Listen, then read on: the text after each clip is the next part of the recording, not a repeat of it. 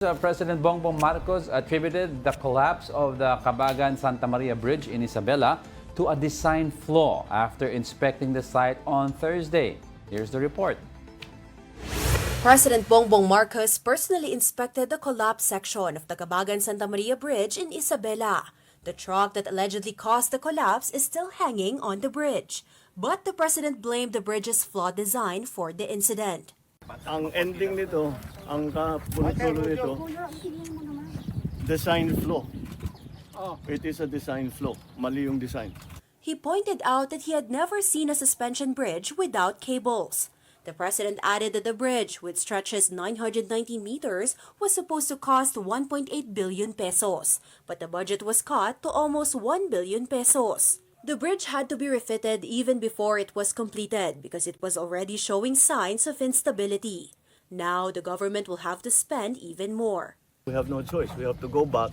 So yung nagtitipid tayo, nagtitipid natin sa 1.8 million, useless.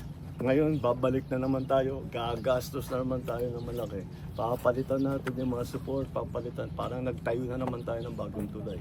The question now, who should be held accountable for the collapse of the bridge? Ayusin muna natin yung problema. Believe me, we will find out who is responsible. Who is responsible is basically who made the design. Because their design was poor. Look what happened. And then also, those trucks should never have been on the bridge. Meanwhile, one of the bridge contractors insisted that their work was properly done, which is why it passed inspection by the Department of Public Works and Highways. May quality yun, quality. Meron mga contesting yan. So, hindi ka makakalusot na maglagay ka dyan ng walang wala, hindi naman siya. The investigation into the incident continues. Ako, malaking balita to since Feb 27, if I'm not mistaken, nangyari itong pag-collapse. 6 people were injured because of that collapse. Meron pang kasamang bata na which is, I think, cancer survivor pa yung nakasama dyan sa pag-. Ang titignan natin dito yung yung actual weight, kino-confirm the actual weight ng truck. Oo. Kasi Parang, may limit and mukhang over the limit yung truck, no? Yes. Pero ang mayroon also na may nakita si President Marcos na this is a suspension bridge. Pero yung mga materials na dapat walang gamitin, cable daw walang cabling. Like for example, a good example of a suspension bridge is the Golden Gate Bridge. San Francisco. Golden Gate Bridge sa San Francisco, correct. May mga kable doon na, ito parang hindi kable ang ginamit parang metal rods daw or something like that. Similar to that of a suspension bridge. Pero parang sinasabi ng iba, this is a modern design or take on it. Ang pag-contest naman ng iba, yung truck was over the weight, over the limit na dumaan. Diba? So parang ang sinasabi na parang 42 tons yata yung capacity. Yes. But over that weeks, ang dumaan parang 102, something like that. Parang sabi dito ni Sir Bono, there were 3 trucks with boulders on board that passed through that evening and collapse happened when the second one attempted to pass. So, yun yung nangyari. They were also blaming yung flagman, yung bakit daw inalaw, di ba meron na nga daw doon signage na ito lang yung dapat na lumakad doon, lumakad tuloy dumaan doon sa bridge na yun. May mga bridge kasi sa ibang country na before, pag car pinapadaan pero pag truck, meron na parang maliit na gate area na hindi mabagal, which may meter dito, may weighing scale. All you have to do is drive on the road na bago pumasok bridge, lalabas yung weight.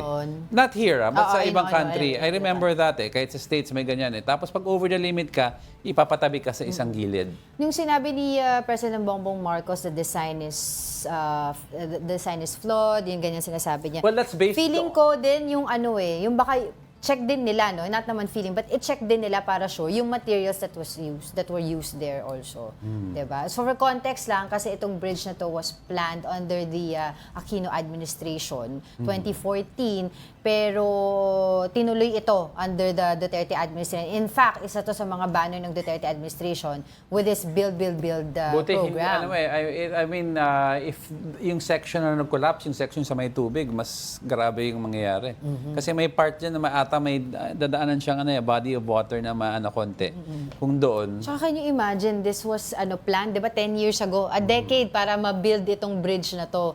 And then after few days ba nang inopen to sa... Well, kung overweight naman talaga, may problema tayo. But usually naman kasi, yung declared, may isa sign na naka-declare kung ano yung weight na limit. Usually may allowance pa sila eh. So in other words, kung sasabihin nila, oy, bawal ka 40 tons and over. Usually, kakayanin pa niya up to Mga 70 or 70, 80. ganon, oo. Pero they just say that because yan ang cut-off mo. Pero just the same, pag-aralan natin mabuti, may problema nga sabi mo sa material, yung design ba is the problem, or talagang nag-overweight lang talaga at dumaan yung truck na yun.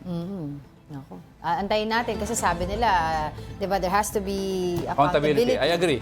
'Di ba? Oo.